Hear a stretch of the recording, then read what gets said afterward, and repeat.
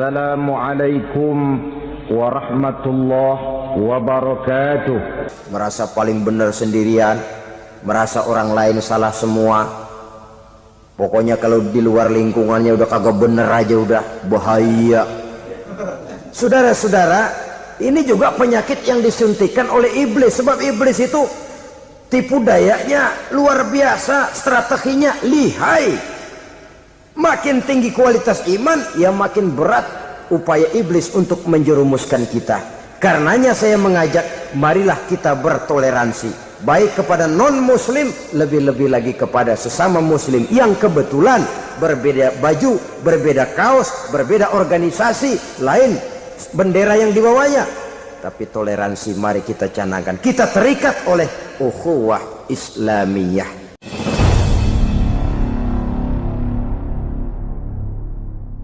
Maksud utama daripada diutusnya Rasulullah sallallahu alaihi wasallam ke alam ini tidak lain adalah untuk memperbaiki akhlak manusia. 14 abad yang lalu, dari sebuah kota kecil yang tidak ada dalam peta, lahir satu proyek raksasa, proyek memperbaiki akhlak manusia.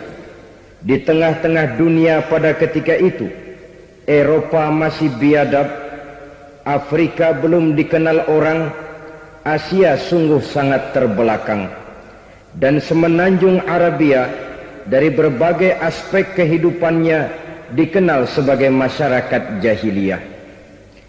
13 tahun pertama dari perjuangan selama periode Mekah, apa yang dilakukan oleh baginda Rasul tidak lain adalah memperbaiki akhlak manusia kepada Allah Subhanahu wa ta'ala dengan menanamkan roh, jiwa dan semangat tauhid. Kita tahu bahwa masyarakat jahiliyah menyembah batu, menyembah patung, menyembah berhala yang mereka buat sesuai dengan kekayaannya masing-masing.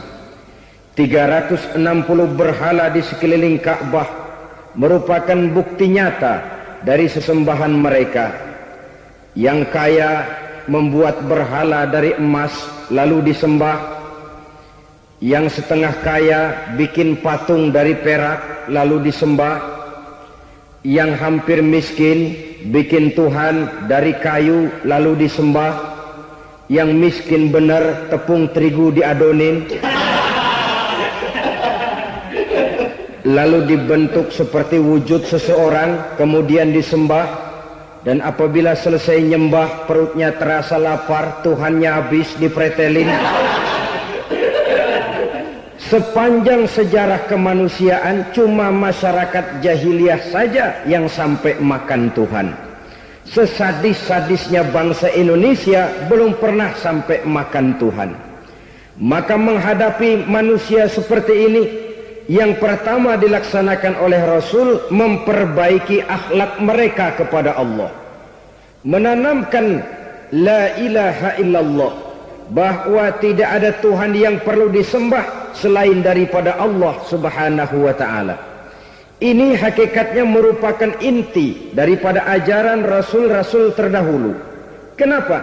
Seluruh Rasul bersumber dari satu sumber yang sama, yaitu dari Allah Subhanahu wa ta'ala. Maka prinsip ajaran ketuhanan yang mereka bawa tentu saja sama. Nabi Adam mengajarkan la ilaha illallah, Nabi Nuh mengajarkan la ilaha illallah, cuma tentu sambungannya Nuh Rasulullah. Nabi Ibrahim mengajarkan la ilaha illallah, Ibrahim Rasulullah. Nabi Musa mengajarkan la ilaha illallah, Musa Rasulullah. Bahkan Nabi Isa mengajarkan la ilaha illallah, Isa Rasulullah. Dan Nabi Muhammad mengajarkan la ilaha illallah, Muhammadur Rasulullah. Akhlak manusia kepada Allah dengan menanamkan tauhid. Jadi kalau ingin berakhlak yang benar kepada Allah, jaga tauhid, pegang teguh akidah. Saudara-saudara kaum muslimin rahimakumullah, lawan daripada tauhid adalah kufur. Kufur bisa dua, bisa kufur iman, bisa kufur nikmat. Kufur itu sifatnya, kafir itu orangnya. Ada orang kufur iman, dan ini merusak akhlak kepada Allah Subhanahu wa ta'ala. Kufur iman itu kadang-kadang bentuknya syirik, orangnya disebut musyrik. Kufur iman itu kadang-kadang bentuknya nifak, orangnya disebut munafik. Kufur iman itu kadang-kadang bentuknya riddah, orangnya disebut murtad. Ini merupakan jenis daripada kufur-kufur iman dan tergelincirnya manusia daripada akhlak kepada Allah Subhanahu wa ta'ala. Benar, di zaman sekarang kita tidak menyembah berhala. Memang di zaman sekarang kita tidak menyembah patung. Iya, kita tidak berkeyakinan Tuhan lebih dari satu. Tapi kadang-kadang akhlak kita kepada Allah sering lentur dan luntur, sering bergoyang dan tergoncang, sering kena erosi dan polusi. Bahwa kita tidak menyembah Latta, Uzza, Manat dan Hubal seperti masyarakat jahiliyah dahulu, memang. Tapi Latta zaman sekarang, Uzza zaman sekarang, Manat dan Hubal di zaman sekarang, berhala-berhala di abad kita sekarang ini, kadang-kadang bernama harta, kadang-kadang bernama wanita, kadang-kadang bernama tahta, mungkin juga bernama Toyota. Sesuatu yang lebih kita agungkan daripada Allah, menjelmalah dia menjadi berhala-berhala di zaman kita sekarang ini. Manakala kita di kantor sudah lebih takut kepada kepala bagian kita daripada kepada Allah, maka Tuhan kita barangkali adalah kepala bagian kita. Manakala kita sudah lebih takut kepada manusia daripada kepada Allah, bergeserlah akhlak kita kepada Allah, mengagungkan manusia dan menomorduakan Allah. Maka di zaman sekarang akhlak kita kepada Allah sering kena erosi, sering kena polusi. Mungkin karena sulitnya lapangan kerja, tingginya tensi ekonomi, persaingan hidup yang makin tajam, sulitnya mencari lapangan kerja, orang kadang-kadang nekat, sedikit pertimbangan picik, pandangan, mudah melakukan potong kompas, sehingga terjadilah perbuatan-perbuatan yang memelencengkan akhlak kita kepada Allah Subhanahu wa ta'ala. Kadang-kadang terjebak mempercayai selain daripada Allah. Kadang-kadang terjebak di dalam mengagungkan yang selain daripada Allah lebih dari yang seharusnya. Terkenalah akhlak kita kepada Allah jaringan-jaringan erosi dan polusi. Kufur sebagai lawanan daripada tauhid merupakan sifat daripada orang yang tidak berakhlak kepada Allah. Bentuknya pertama bisa syirik. Syirik itu artinya meyakini ada Tuhan lain selain daripada Allah. Itu yang namanya syirik. Jadi percaya Tuhan ada, cuman Tuhannya kelebihan. Itu yang disebut syirik, dan itu merupakan cerminan dari akhlak yang rusak kepada Allah Subhanahu wa ta'ala. Berkeyakinan Tuhan lebih dari satu, berkeyakinan bahwa Tuhan itu beranak atau diperanakkan, atau mengagungkan sesuatu sama dengan Allah, atau menjadikan yang selain Allah sebagai tujuan akhir daripada perjalanan kehidupan ini, maka itu sudah terjebak kita dalam musyrik. Dan syirik satu dosa yang tidak berampun. Bahasa kasarnya, yang namanya syirik itu jenis bapak moyangnya dosa.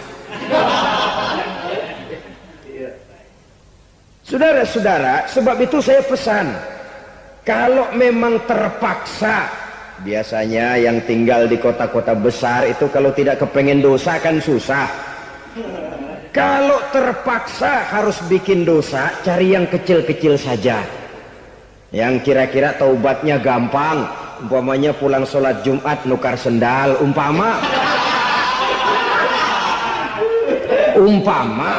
yaitu jelas dosa, tapi dosa yang taubatnya agak mudah. Jangan sampai terjebak ke dalam syirik, menyekutukan Allah. Kalau sudah menyekutukan Allah, Allah dimadu, murka benar Allah kepada kita. Innallaha la yaghfiru ayyushraka bih wa yaghfiru ma duna dzalika liman yasha. Allah tidak akan memberi ampun kepada orang yang menyekutukannya dengan sesuatu, tapi Allah mau mengampunkan dosa yang selain itu bagi orang yang dikehendakinya.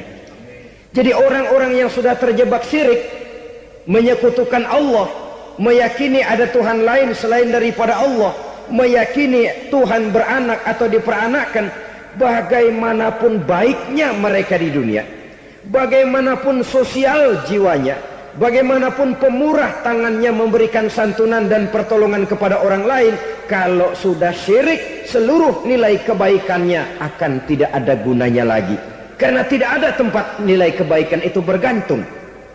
Sedangkan kita berbuat baik agar diterima oleh Allah. Kalau Allahnya marah kepada kita, siapa yang akan menerima nilai kebaikan itu sendiri? Ini bentuk yang pertama. Yang nyata-nyata menyembah berhala, syirik. Yang nyata-nyata beriktikad Tuhan lebih dari satu, syirik. Atau yang tersamar. Yang tersamar itu yang sering jadi penyakit kita. Saya sejak ada perkutut ini di rumah, perkutut. Saudara-saudara, yang merusak akhlak kepada Allah, yang merusak tauhid setelah syirik, bisa juga berbentuk nifak. Nifak itu sifatnya, orang yang punya sifat nifak disebut munafik. Asal katanya dari nafakun. Nafakun itu satu lubang yang punya dua muka, seperti goa, ada tempat masuk, ada tempat keluar. Maka munafik orang yang punya dua muka. Kalau bahasa kita, pandai bermain minyak di atas air, manis jika berhadapan, balik belakang lain bicara. Sehingga apa yang dinamakan nifak, kata Imam Ali Al-Jurjani dalam kitab ta'rifatnya, izharul imanu bil lisan wa kitmanul kufri bil qalbi. Menyatakan, menampakkan iman dengan lidahnya, tapi menyembunyikan kekafiran dalam hatinya. Dengan kata lain, lidahnya mah iman, hatinya mah kafir. Padahal hati itu yang dilihat, padahal hati itu yang dinilai. Kenapa lidahnya mengaku iman? Ya mungkin karena kepepet, mungkin karena kepentingan, mungkin karena ingin mencari kelemahan orang, lalu dia pura-pura beriman. Tapi sesungguhnya hatinya kufur. Ini merupakan penyakit munafik.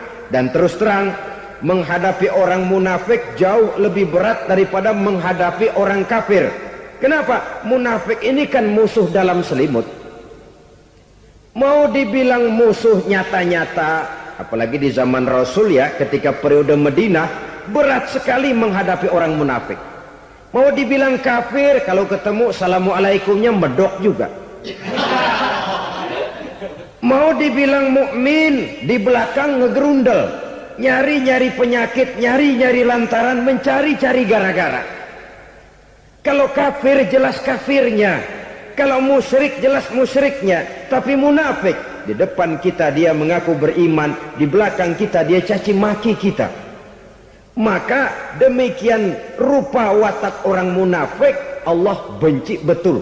Sampai dalam Quran orang munafik itu divonis innal munafikin fid darkil asfal minan nar.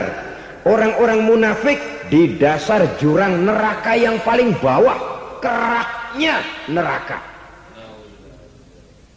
Saudara-saudara kaum muslimin rahimakumullah, sebab munafik sangat berbahaya, membahayakan umat, membahayakan agama. Di depan kita mereka ngaku pura-pura beriman, kalau pidato luar biasa, memuji agama setinggi langit, menampakkan seolah-olah dia orang yang dekat dengan agama. Saudara-saudara, agama penting, agama mutlak. Tapi yang ngomong begitu agamanya apa, remeng-remeng. Cuma sekedar lipstick, cuma sekedar dekorasi, cuma sekedar kamuflase buat ngibuli orang lain. Dia mengaku beragama, mengatakan agama mutlak, menganggap agama penting, seolah-olah memperhatikan benar tentang tatanan kehidupan beragama, tapi sebenarnya di hatinya tidak lebih berkecamuk penyakit-penyakit kufur. Maka sifat munafik ini termasuk menodai tauhid, artinya merusak akhlak kita kepada Allah Subhanahu wa ta'ala. Sifat yang ketiga yang juga merusak akhlak kita kepada Allah dinamakan riddah. Riddah itu sifatnya, orang yang punya sifat riddah disebut murtad. Murtad keluar dari Islam. Keluar dari Islam tentu tadinya di dalam Islam. Oleh satu perbuatan dia bisa menjadi murtad. Misalnya tadinya dia iman benar kepada Allah, tapi melarat. Kadang-kadang sehari masak, 3 hari libur. Akhirnya oleh kesulitan ekonomi dia tidak kuat. Ada yang menawarkan kebaikan, dibawain supermi, dibawain obat-obatan, diberikan beras. Goyah imannya. Keluar dia dari Islam, ikut agama orang yang memberikan pertolongan kepadanya, memilih kesenangan sebentar dengan mengorbankan kebahagiaan yang kekal. Maka orang semacam itu riddah sifatnya, murtad orangnya, keluar dari Islam. Dan yang menyebabkan kita murtad bukan cuma orang nyata-nyata memproklamirkan diri keluar dari Islam tapi lalu mengikuti agama orang lain. Bukan cuma itu. Mengakui ada Rasul lagi sesudah Nabi Muhammad bisa menyebabkan kita murtad. Mengingkari nikmat Allah bisa menyebabkan kita murtad. Meyakini semua agama benar bisa menyebabkan orang menjadi murtad. Meragukan kesempurnaan dan kelengkapan Al-Quran bisa menyebabkan orang jadi murtad. Mengingkari sunnah bisa menyebabkan orang menjadi murtad. Banyak hal-hal yang bisa mendatangkan penyakit riddah dan membuat pelakunya menjadi murtad. Dan ini menodai akhlak kita kepada Allah Subhanahu wa ta'ala. Itu tadi kufur iman, saudara-saudara. Nyata-nyata mengingkari Allah, baik dalam bentuk syirik, nifak, ataupun riddah. Kufur yang kedua dinamakan kufur nikmat. Apa itu kufur nikmat? Sitru ni'matil mun'im au ya'malu fi mukhalafatil mun'im. Menutup-nutup nikmat Allah atau melakukan perbuatan yang menentang, bertentangan dengan kehendak yang memberikan nikmat. Jadi kufur nikmat pertama, nutup-nutupin Tuhan. Tuhan jalingin. Duit lu banyak amat, dari mana? Gua kerja. Lalu kerjanya nomor 1. Orang yang berakhlak kepada Allah, dia akan menjawab, kamu uangnya kok banyak, dari mana? Rezeki dari Allah. Caranya, saya kerja. Kerja itu cara, rezeki itu dari Allah datangnya. Bukankah di zaman sekarang kita sering terpleset? Ini merupakan cerminan dari rapuhnya akhlak kita kepada Allah Subhanahu wa ta'ala. Karena usaha saya memang, karena saya peras keringat banting tulang, tentu. Tapi sadarkah kita bahwa sepanjang yang bisa kita lakukan cuma berusaha, peras keringat banting tulang, pergi pagi pulang sore. Tapi bisakah kita memastikan hasil usaha kita? Apalagi yang paling dekat, misalnya saja yang sungguh-sungguh di luar jangkauan kemampuan kita, soal rezeki, soal jodoh, soal maut. Kitakah yang mengatur? Kitakah yang menentukan? Subhanallah. Manusia sungguh tidak berdaya menghadapi 3 hal paling pokok ini. Rezeki, kita cuma bekerja. Kitakah yang menentukan? Tidak. Kita berusaha saja, rezeki belum pasti dapat. Apalagi kalau kita tidak berusaha. Jangan terjebak dalam fatalisme. Belum perang udah nyerah. Emang dasar rezeki datangnya dari Tuhan, nggak usah kerja dan ntar juga kalau dia datang. Dari mana datangnya? Kerja saja belum tentu dapat rezeki, apalagi kalau tidak kerja. Yang jelas usaha perlu kepastian, itu urusan Allah. Ini akhlak kepada Allah Subhanahu wa ta'ala. Jodoh juga begitu. Kita berusaha, kita berupaya, Allah menghendaki lain jadinya. Maut juga begitu. Siapa sih yang pengen ngadepi maut? Siapa sih yang pengen mati? Siapa sih yang pengen ketemu malaikat Israel? Tidak seorang pun kalau ditanya, kecuali mereka yang putus asa ya. Kalau otaknya masih normal, mau mati mesti belakangan dulu dari dikit. Tapi yang satu itu saudara, kalau dia sudah datang, tenaga mana yang bisa menolak? Kalau dia sudah berkunjung, kekuatan mana yang bisa menghindar? Kalau dia sudah ingin bertemu, kemana kita bisa melarikan diri? Manusia sepanjang yang dia lakukan hanya berusaha, tapi kepastian, ketentuan dari Allah Subhanahu wa ta'ala. Orang yang kufur nikmat, nutupin Allah. Dia merasa rezekinya adalah mutlak peras keringatnya, seolah-olah Allah nggak punya peranan apa-apa di situ. Oh, ini kan saya bisa rumah begini karena saya kerja keras. Oh, ini mobil saya begini saya kerja keras. Peras keringat banting tulang keras.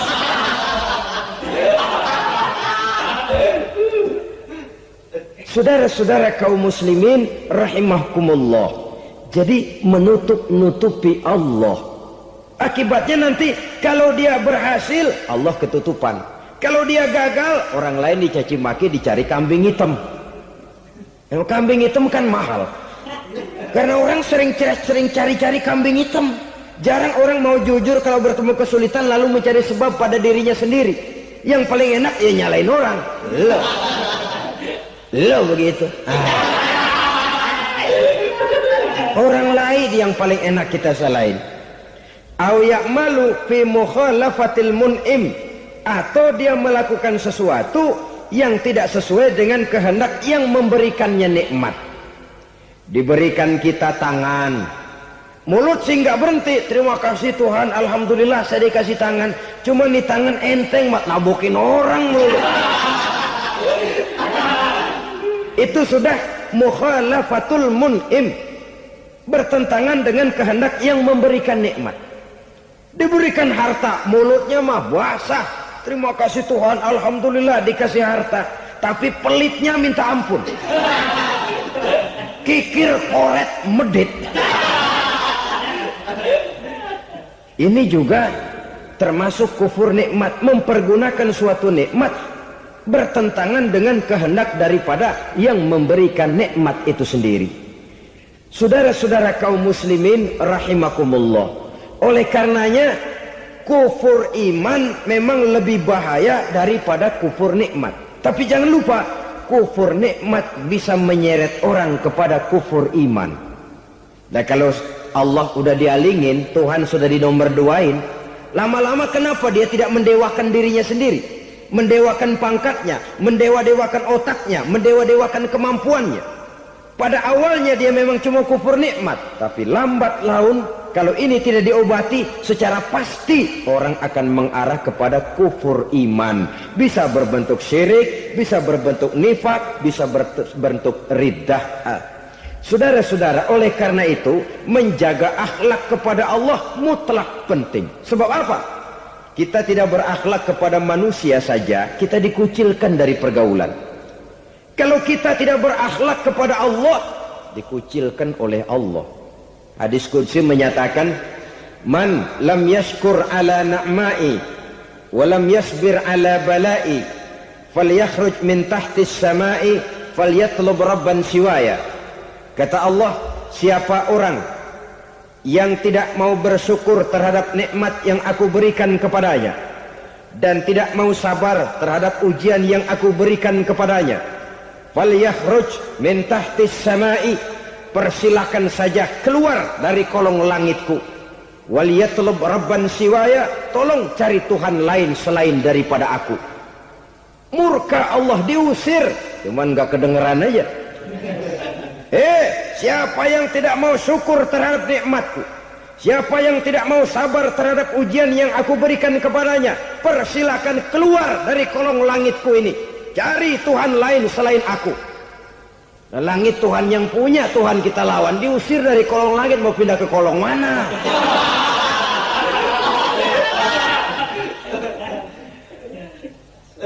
Jadi jangan merasa kufur nikmat kan enteng. Iya, kelihatannya begitu, tidak sebahaya kufur iman. Tapi kufur nikmat ini merupakan anak tangga yang kalau kita sudah mulai naik, kita akan naik terus sampai kepada tingkat di mana kita mengalami kufur iman.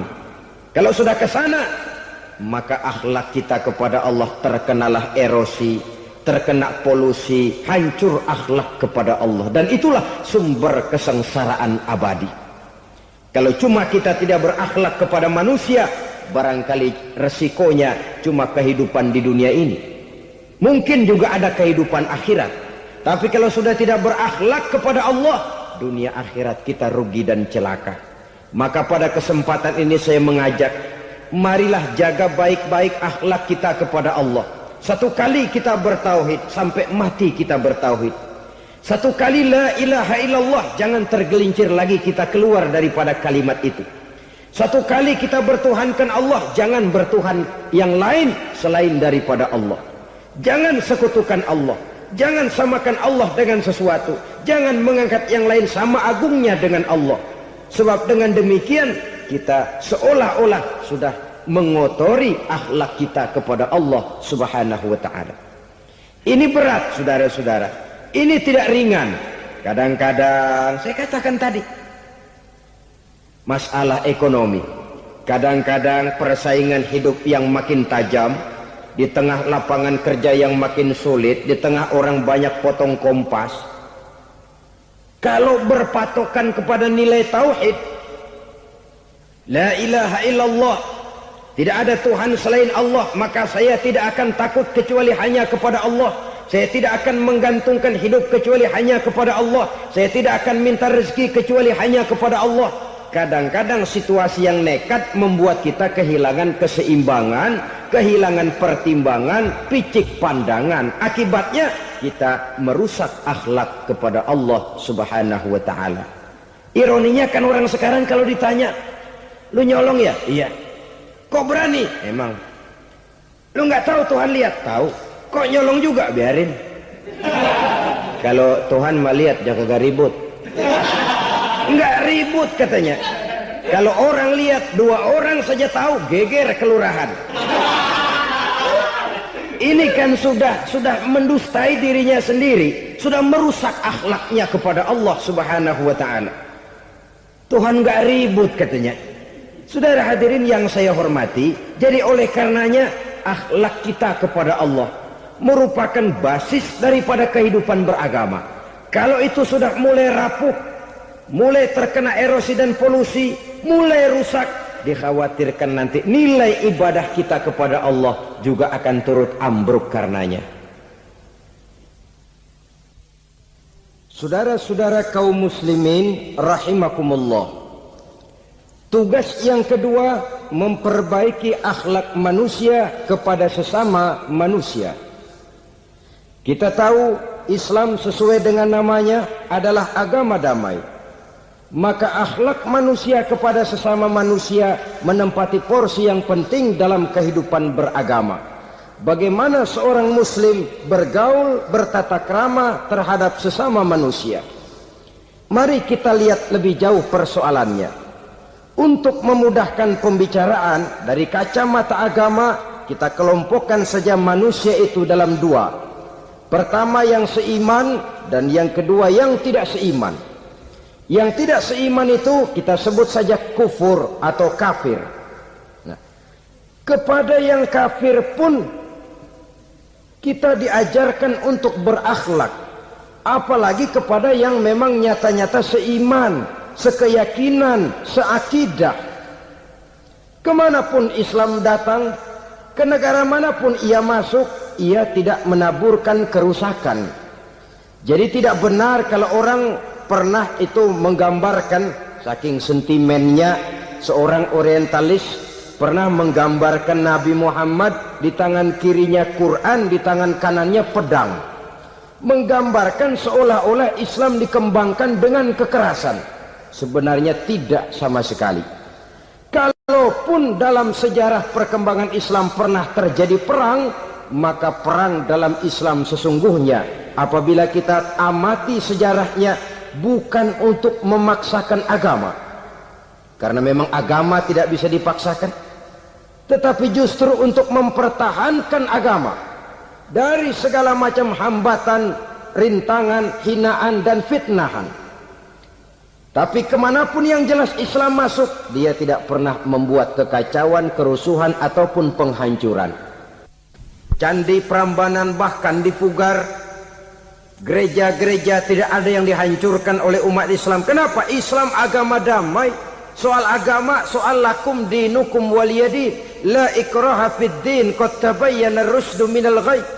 Tidak ada paksaan dalam beragama, sebab nyata yang benar dengan yang tidak benar. Belum pernah ada orang kafir masuk ke perkampungan orang Islam lalu dikejar-kejar, diteriakin kafir, kafir, sunatin.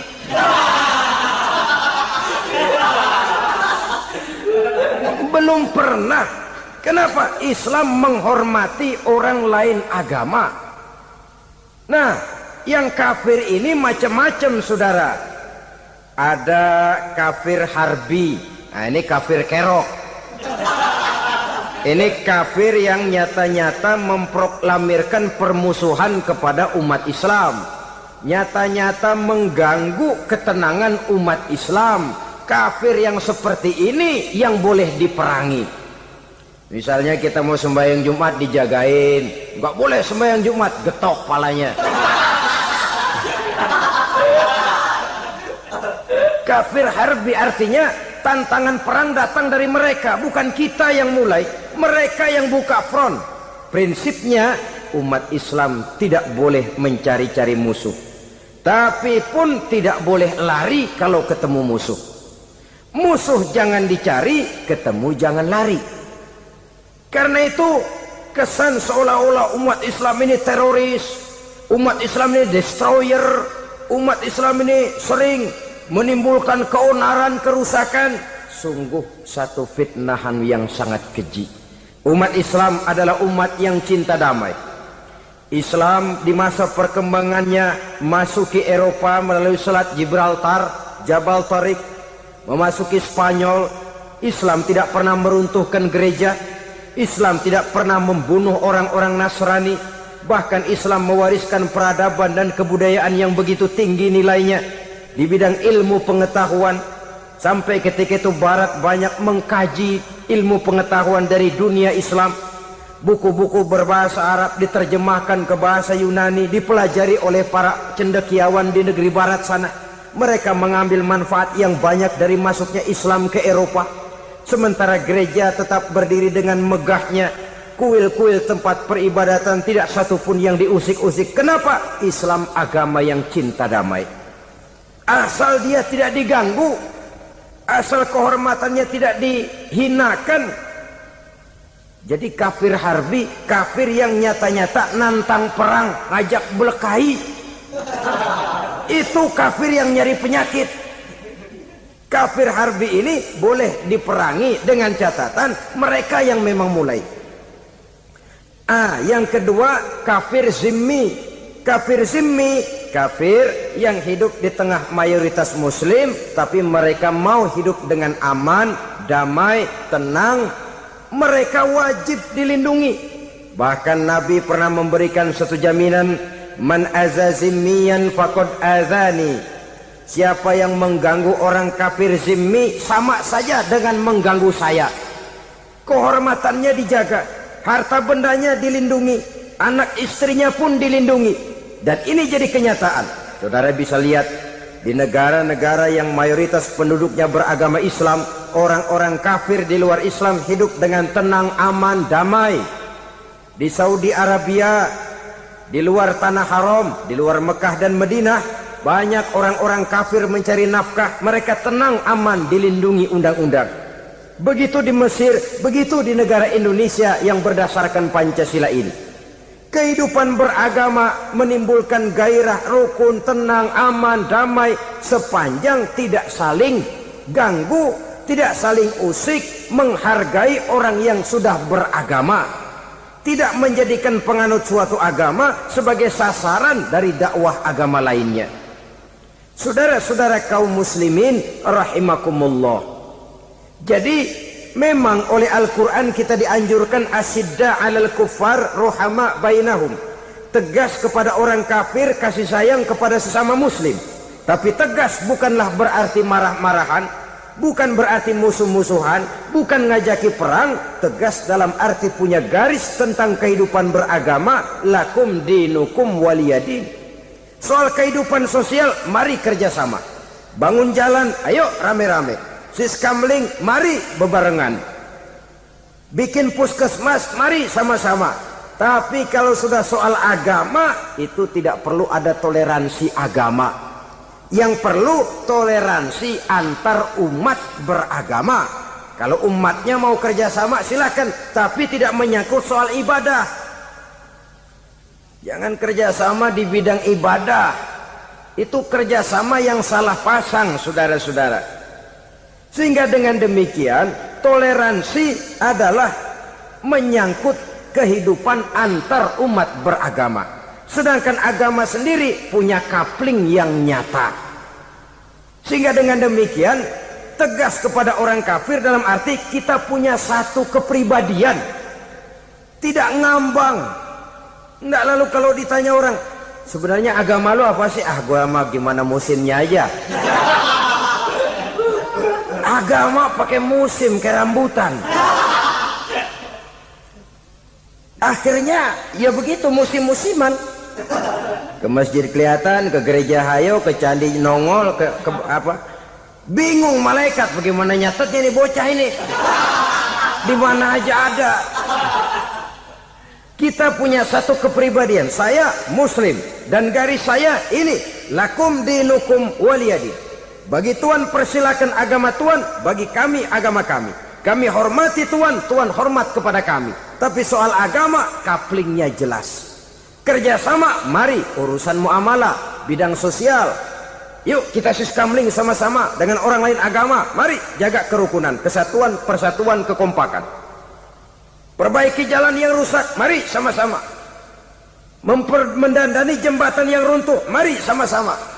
Tapi sembahyang, kaplingnya lain-lain. Sebab Nabi juga dulu pernah ditawarkan begitu loh sama kafir jahiliyah dulu, Quraisy itu. Sudah Muhammad, sekarang begini saja, kita join aja daripada marah-marahan. Hari ini saya oke menyembah Tuhanmu Allah, besok gantian kamu menyembah Tuhan kita Latta, Uzza, Manat dan Hubal. Turun, qul ya ayyuhal kafirun la a'budu ma ta'budun. Soal ibadah kaplingnya jelas, tidak boleh dicampur adukkan. Sebab kalau tidak, kita akan mulai kehilangan identitas diri. Dan disitulah krisis kehidupan keyakinan beragama dimulai. Dari krisis identitas. Hujan gede kan mulainya gerimis dulu. Di mana-mana ya gerimis dulu. Gerimis makin lama makin gede. Kita akan mulai dengan kehilangan identitas diri. Dari sana nanti kita malu mengakui keislaman kita. Kalau orang Islam malu mengakui keislamannya, ini kan ironi, menyedihkan. Ngakui Islamnya saja malu, menonjolkan keislamannya malu. Tidak ada rasa bangga beragama. Padahal ini modal dasar.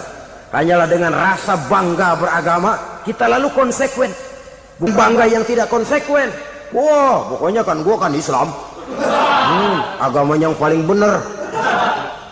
Tapi hidupnya sendiri jauh dari tuntunan Islam. Itu bangga yang tidak beralasan.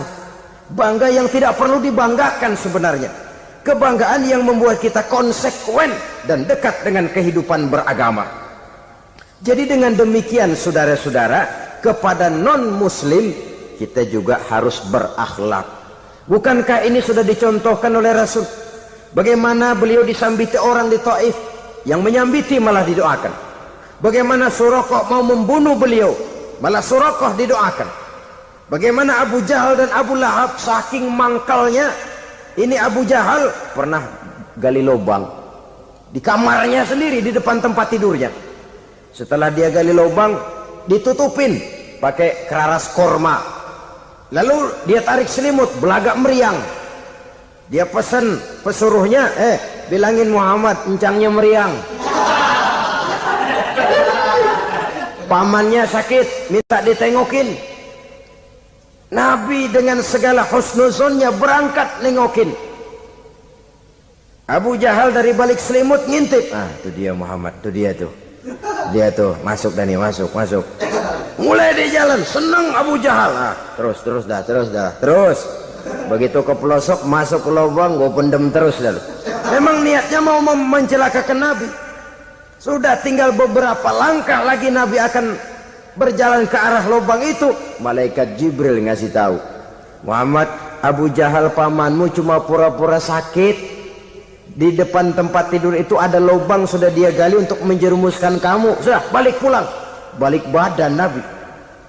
Sudah hampir mau melangkah, kakinya malah muter pulang. Abu Jahal yang ngelihat Nabi sudah hampir jatuh nggak jadi, balik pulang. Lupa kalau lagi sakit. Udah Muhammad buruan sini. Nabi ke pintu, dia kejar. Dia lupa sama lubang yang dia gali. Begitu dia kejar, dia yang ke pelosok masuk ke dalamnya. Sejak saat itu ada pepatah, man hafara hufratan waqa'a fiha. Siapa yang suka nggali lubang, dia sendiri bakal terpelosok ke dalamnya. Jatuh dia ke lubang yang dia gali. Padahal ya paling banter 2 atau 3 meter paling dalam. Dari dalam lubang itu dia teriak-teriak, Muhammad, tolongin, pamanmu kecebur. Kasih tahu Muhammad, kasih tahu. Datang lagi lah pesuruhnya, Muhammad, pamanmu Abu Jahal kecebur, minta tolong diangkatin. Sudah diulur tambang, habis sambung lagi, nggak bisa sampai. Masa iya, cuma kamu yang bisa nolong. Apa yang dilakukan Nabi? Balik mau nolongin. Akhlak. Kita kalau ada orang gali lubang buat nyeburin kita, dia sendiri yang kecebur. Gorok gua kagak lemin loh. Mati sekalian dah. Nabi mah enggak, balik nolongin tuh Abu Jahal. Kenapa paman kecebur? Iya Muhammad, tolong, tambang udah diulur-ulur, sambung-sambung nggak sampai. Aduh kasihan paman, nih pegang tangan saya. Nabi cuma ulurin tangan, nyampe dipegang oleh Abu Jahal. Diangkat ke atas, nyampe atas. Apa kata Abu Jahal? Tambang bergulung-gulung nggak nyampe, kamu cuma pakai tangan doang kok bisa Muhammad, hebat banget sihirmu. Mukjizat dia bilang sihir, udah ditolongin nyelak lagi, kan yang enak kita injak palanya. Orang dulu bilang wah katanya nolongin anjing kejepit, udah selesai ditolongin malah yang nolong digigit. Saudara hadirin yang saya hormati, kepada orang-orang kafir kita harus berakhlak, menghormati mereka, tidak memaksakan satu keyakinan dalam batas-batas yang ditolerir oleh agama, yaitu pada masalah-masalah sosial dan muamalah. Itu kepada non-muslim, apalagi kepada sesama muslim. Baik akhlak kepada orang tua, akhlak kepada guru, akhlak kepada jiran atau tetangga, itu semua termasuk dalam akhlak kepada sesama manusia. Akhlak kita kepada orang tua, kadang-kadang kita orang timur ini ketularan orang barat. Engkongnya dianggap CS,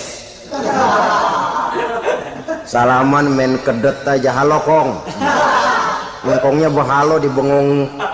Saudara-saudara kaum muslimin rahimakumullah, akhlak yang tua kepada yang muda, akhlak yang muda kepada yang tua, kepada jiran dan tetangga, kepada sanak famili dan handai tolan, pendeknya kepada sesama muslim. Tetangga ada haknya, ada hak tetangga yang kalau kita berakhlak itu harus dipenuhi. Contoh kecil, kalau saya beli radio, itu saya dong boleh berpikir, ini radio saya beli pakai uang saya setel di rumah saya, sekeras-kerasnya ada apa sama orang lain? Radio gua, yang beli gua pakai duit gua, gue setel di rumah gue, ada urusan apa sama orang lain? Itu kalau menurut saya. Tapi tetangga sebelah saya kan bisa juga ngomong begitu, mata gue, Yang ngantuk gue tidur di rumah gue. Kenapa suara radio lu masuk kemari? Ketika itulah lalu kebebasan saya nyetel radio dibatasi oleh kebebasan tetangga saya yang mau tidur. Ini sudah akhlak namanya. Umpamanya lagi ada Nabi ajarkan, iza tobakhta maraqatan fa'akthir ma'aha wa ta'ahad jiranaka. Kalau kamu masak sayur, banyakin kuahnya, bagiin tetangga kamu. Bukan bagiannya itu yang jadi soal, tapi akhlak kepada tetangga. Udah tahu tetangganya kelaparan, diseksa, goreng ikan asin, se-RW baunya ngayap, kembang kempis orang nungguin. Saudara hadirin ma'asyiral muslimin rahimakumullah. Jadi dengan demikian, kalau sudah kembali kepada orang-orang yang nilai imannya sama dengan kita, apapun organisasinya, apapun baju yang mereka pakai, kaos yang mereka pakai, jaket yang mereka pakai, kalau sudah seakidah, seiman, jaga akhlak kita. Pendapat boleh berbeda, kaos boleh tidak sama, jaket boleh beraneka warna, bendera boleh beragam-ragam, tapi ukhuwah Islamiyah ini utamakan. Adalah lebih baik mencari persamaan dalam kehidupan dan bukan memperbesar perbedaan. Hanyalah dengan mengembangkan nilai-nilai akhlak semacam ini, toleransi tidak hanya diperlukan kepada yang non-muslim, kepada sesama muslim pun toleransi. Artinya apa? Jangan memponis amalan orang lain. Yang usolli, yang tidak usolli, berjalanlah menurut keyakinannya masing-masing. Jangan lalu memponis, itu namanya nggak toleransi. Kamu nggak pakai usolli ya? Enggak. Brengsek. Kamu pakai usolli ya? Iya. Bid'ah. Nah, dua-duanya kagak yang benar. Kalau yang sembahyang kagak benar, bagaimana yang kagak sembahyang? Apa itu yang benar? Toleransi, setuju dengan perbedaan pendapat, jangan memponis amalan orang lain. Karena kita hanya beramal, hak menerima adalah Allah Subhanahu wa ta'ala. Jangan sebentar-bentar mencap bid'ah, dolala, finnar, neraka. Kayaknya neraka kapling orang tuanya kali. Gampang bener masukin orang ke neraka. Kita kadang-kadang bisa toleransi dengan orang luar, tapi kepada sesama muslim toleransi tidak sanggup kita adakan. Mengklaim merasa kita yang benar, orang lain salah semua, itu tidak toleransi namanya.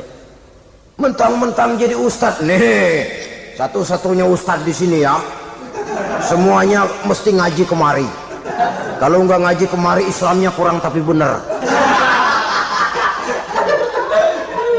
Toleransi. Saudara-saudara kaum muslimin rahimakumullah, lapang dada menghargai orang yang berbeda pendapat, apalagi kalau perbedaan pendapat itu menyangkut hal-hal yang tidak prinsipil, menyangkut hal-hal yang sekunder dalam kehidupan beragama, menyangkut masalah-masalah yang dalam bahasa fikih disebut soal-soal furu'iyah.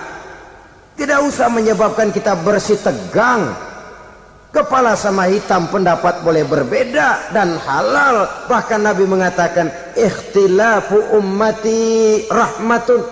Perbedaan pendapat di kalangan umatku bahkan menjadi rahmah, sepanjang perbedaan pendapat itu diiringi dengan rasa toleransi. Tapi kalau sudah main baku hantam, main klaim, memponis orang lain, akhirnya timbullah keretakan. Jangan heran kadang-kadang satu masjid dua kelir. Ya soal kelir boleh kelar-kelir, boleh kelar-kelir, tapi kalau harus terlalu mencolok menyebabkan timbulnya keretakan, saya kira yang akan turun bukan lagi rahmah tapi bala. Bala akan menimpa kita, jatuh kita menjadi umat yang lemah. Oleh karena di antara kita sendiri, sesama kita tidak pandai bertoleransi, tidak lapang dada. Ada anak muda kelihatannya mau majuan dikit, yang tua curiga. Nih kalau dia maju pasaran gua bangkrut dong nih. Lalu ditekan tuh anak ditekan melejit. Kadang-kadang yang tua maksudnya baik mau memelihara, yang muda salah terima. Kan tua kejemur. Dari dulu sampai sekarang gitu-gitu doang. Anak kemajuannya. Padahal yang tua barangkali maksudnya juga baik, mau memelihara. Sebenarnya kalau kita bisa mencoba mencari titik temu dengan alur komunikasi, tidak merasa diri yang paling benar, tapi toleransi, boyak menerima pendapat orang lain, setidaknya mau mendengar omongan orang. Yang susah kalau udah kena penyakit nggak mau ngerti omongan orang, nggak mau nerima pendapat orang. Kodok di kolong tempayan, cukeng kayu asem, asal ijo udah ijo aja ijo dah. Nggak ngerti omongan orang, yang kayak begini yang orang jadi kesandung. Oleh karena itu saudara-saudara, alangkah nikmatnya kehidupan ini apabila kita menyadari kita ini ummatan wahidah, satu umat yang satu, yang diikat dengan akidah.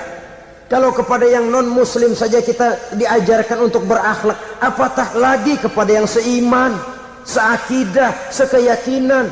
Wajarkah perbedaan pendapat yang kecil-kecil lalu menyebabkan kita bertolak belakang, cerai-berai, centang perenang?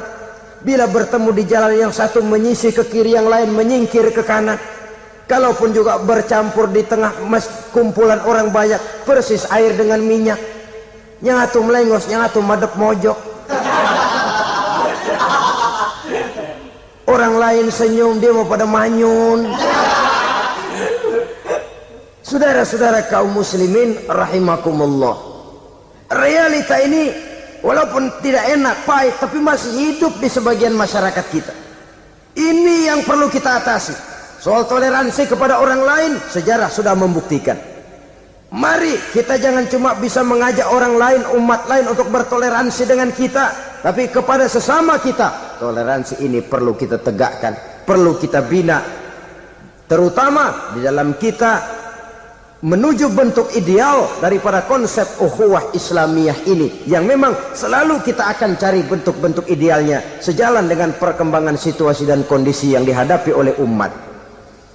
Perbedaan organisasi, perbedaan kepentingan organisasi tidak seharusnya menyebabkan kita merasa meremehkan orang lain dan mengangkat diri, mengklaim diri sebagai yang ter. Jadi dengan demikian, apabila yang pertama tadi akhlak kepada Allah dinamakan hablum minallah, maka yang kedua ini merupakan hablum minan nas. Jikalau baik akhlak kita kepada Allah, baik akhlak kita kepada manusia, nikmat rasanya menjalani kehidupan. Kadang-kadang orang akhlaknya kepada manusia baik, tapi kepada Allah tidak baik. Hormat sama yang tua, menyayangi yang muda, sama tetangga rukun, tapi sama Tuhan nggak mau sujud. Ini baik kepada manusia, tapi tidak berakhlak kepada Allah. Atau sebaliknya, sujudnya sama Allah mah tekun, bener, khusyuk, bahasanya juga fasih, luar biasa. Tapi sama manusia sombong, takabur, ujub, merasanya dia doang yang paling benar. Sebab iblis itu ya, itu kadang-kadang datang lewat hati, dan memang selalu markasnya di situ. Kalau dia tidak bisa menggoda kita dengan yang lain, dia tumbuhkan sifat ujub. Dia bisikin, wah memang di kampung ini yang paling banyak ibadahnya ente, yang lain mana, lihat tuh kerocok semua. Lalu di hati orang itu tertanam sifat iya ya. Nah, tatkala iya ya, dia sudah terkena serangan iblis. Akhirnya apa? Orang lain diremehin. Asalnya kagak mau sembahyang aja diajak salaman udah najis aja dah. Ketemu juga mukanya ditekuk 4. Akhirnya bukan ngajak malah ngenyek, ngina. Lah orang dihina makin jauh, makin tidak tersentuh. Bukan cara itu yang diajarkan oleh Rasul. Bahwa orang tidak mau sholat, tugas kita mengajak. Soal dia tidak sholat, ya itu dosa dia kepada Allah. Saudara-saudara kaum muslimin, ujub disuntikkan oleh iblis ke dalam hati kita. Sujudnya kepada Allah benar, tapi akhlaknya kepada sesama manusia. Merasa paling benar sendirian, merasa orang lain salah semua. Pokoknya kalau di luar lingkungannya udah kagak bener aja udah bahaya. Saudara-saudara, ini juga penyakit yang disuntikkan oleh iblis. Sebab iblis itu tipu dayanya luar biasa, strateginya lihai. Makin tinggi kualitas iman, ya makin berat upaya iblis untuk menjerumuskan kita. Karenanya saya mengajak, marilah kita bertoleransi, baik kepada non muslim, lebih-lebih lagi kepada sesama muslim yang kebetulan berbeda baju, berbeda kaos, berbeda organisasi, lain bendera yang dibawanya. Tapi toleransi mari kita canangkan. Kita terikat oleh ukhuwah Islamiyah. 2. Yang ketiga, akhlak manusia kepada makhluk Allah lainnya di luar manusia. Islam, saudara-saudara, dengan berakhlak kepada Allah, berakhlak kepada sesama manusia, berakhlak kepada makhluk Allah di luar manusia, baik flora maupun fauna, maka mudah-mudahan akan terciptalah satu ekosistem, satu lingkungan hidup yang membuat kita nikmat menjalani kehidupan ini. Inilah saja yang kita bicarakan pada pertemuan kali ini. Terima kasih atas segala perhatian, mohon maaf atas segala kekurangan. Marilah kita membina nilai-nilai akhlak walaupun berat tantangannya. Sungguh lebih baik rakyat rendah yang berakhlak tinggi daripada pejabat tinggi yang berakhlak rendah. Karena nilai manusia pada akhirnya ditentukan oleh akhlaknya itu. Mau sukses di masyarakat, mari kita utamakan akhlak. Usikum wa nafsi bitaqwallah. Wassalam.